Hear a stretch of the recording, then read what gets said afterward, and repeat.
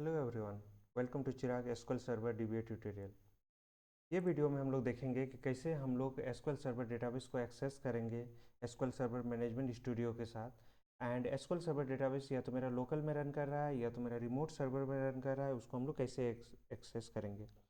तो हम लोग देखेंगे कि पहले से क्या इंस्टॉल होना चाहिए। हमारा एसक्यूएल सर्वर इंस्टांस, हम लोग का एसक्यूएल सर्वर कोई सर्वर होना चाहिए जिसमें हम लोग एसक्यूएल सर्वर का इंस्टांस रन होना चाहिए। देन हम लोग का लोकल में जहाँ से हम एक्सेस करेंगे वहाँ एसक्यूएल सर्वर मैनेजमेंट स्टूडियो होना चाहिए। ऑलरेडी हम लोग प्रीवियस वीडियो में देखें कि एसक्यूएल सर्वर मैनेजमेंट स्टूडियो को कैसे इंस्टॉल करते हैं। एंड दोनों सर्वर फुल्ली कनेक्टेड होना चाहिए एक दूसरे के साथ, देन ओनली हम लोग का एक्सेस होगा।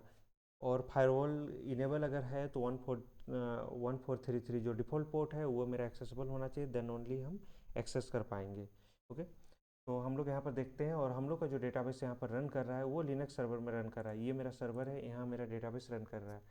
तो हम सबसे पहले आईपी चेक कर लेते हैं। आईपी मेरा है 146, 192 168 32 और 146। यहाँ हम लोग एक्सेस कर लेते हैं एसक्यूएल सर्वर को। तो SQL cmd minus S server, server मेरा यहाँ लोकल होस्ट है तो लोकल होस्ट से एक्सेस कर लेते हैं। माइनस यहाँ हम लोग का है यूजर माइनस यू, और यूजर क्या है एस से। तो हमें पासवर्ड मांगे तो पासवर्ड से हम लॉगिन कर लेते हैं। तो सेलेक्ट डेटाबेस,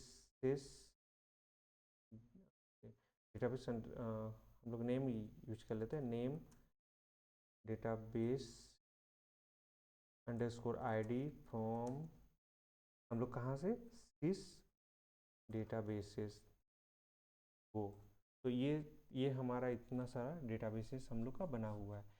अब हम लोग क्या करते हैं, एक डेटाबेस बनाते हैं। उससे पहले हम लोग एक्सेस कर लेते हैं एसक्यूएल सर्वर मैनेजमेंट स्टूडियो से। तो एसक्यूएल सर्वर मैनेजमेंट स्टूडियो से ये जो रिमोट में डेटाबेस है जिसका आईपी है 146, ये जो आईपी है इसको हम लोग कैसे एक्सेस करेंगे। तो हम लोग इसको ओपन करते हैं। ओपन करने के बाद जहाँ पर हमें सर्वर नेम देना है वहाँ पर हम लोग आईपी आईपी डालते हैं, वही आईपी डालते हैं, या तो हम लोग सर्वर नेम हम लोग डाल सकते हैं। देन ऑथेंटिकेशन जो है ये एसक्यूएल सर्वर ऑथेंटिकेशन में चलते हैं। विंडोज ऑथेंटिकेशन हम लोग विंडोज के लिए यूज करते हैं और लोकल होस्ट के लिए मेनली यूज होता है। अदर के लिए हम लोग यूज नहीं करते हैं। उससे ज़्यादा सिक्योर करने के लिए हम लोग क्या करते हैं, एसक्यूएल सर्वर ऑथेंटिकेशन ऐसे सर्वर एडमिन, देन हम लोग का पासवर्ड, जो यूजर नेम पासवर्ड हम लोग वहाँ डालें उसको डालेंगे। ये सर्टिफिकेट अगर नहीं डालते हैं देन हमें एरर देगा। तो हमें ये ट्रस्ट द सर्वर सर्टिफिकेट इसको इनेबल करना पड़ता है, देन हम ओके करते हैं। यहाँ भी आके हम लोग देखते हैं डेटाबेसेस में हम लोग का कोई डेटाबेसेस नहीं है। ठीक है, तो ये चारों जो है सिस्टम डेटाबेसेस है। तो क्रिएट डेटाबेस, चिराग नाम का एक डेटाबेस हम लोग बना लेते हैं। ठीक है, गो कर दिए। यहाँ पर आकर हम लोग चेक करते हैं कि ऑटोमेटिक ये मेरा बना हुआ है। तो यहाँ चिराग बन गया।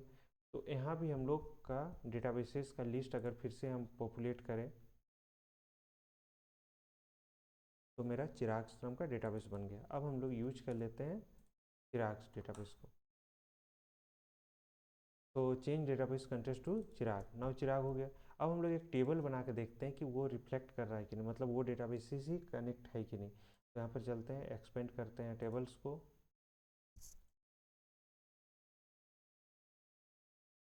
एंड राइट क्लिक करते हैं। एंड यहाँ पर चलते हैं table user underscore ID int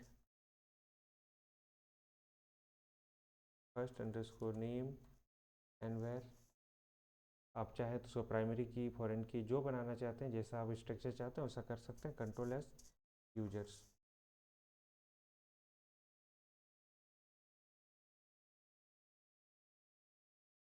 rename कर लेते हैं टेबल को। यूजर्स पे कॉलन ये नहीं होना चाहिए।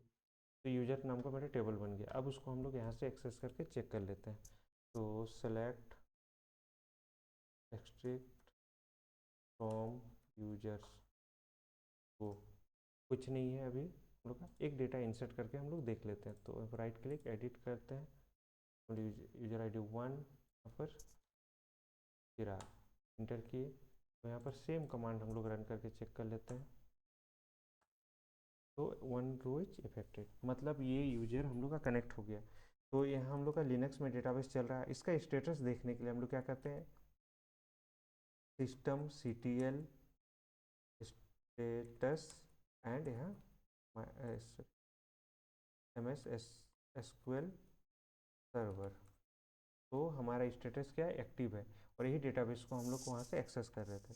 तो इस वीडियो में हम लोग देखें कि हम लोग डेटाबेस को कैसे एक्सेस करते हैं from SQL server management studio से। और यहाँ पर हमारे पास ऑप्शन आता है कि हम यहाँ पर सर्वर नेम डालें, लोकल होस्ट के लिए लोकल होस्ट डालेंगे, और बाकी जो यूज़र नेम पासवर्ड आपको डीबी से प्रोवाइड किया उसको यूज करते हुए हम लोग लॉगिन कर लेंगे। तो आप सब्सक्राइब जरूर करें, and don't forget to follow, like, share and comment. Hope this will help. Thank you for watching.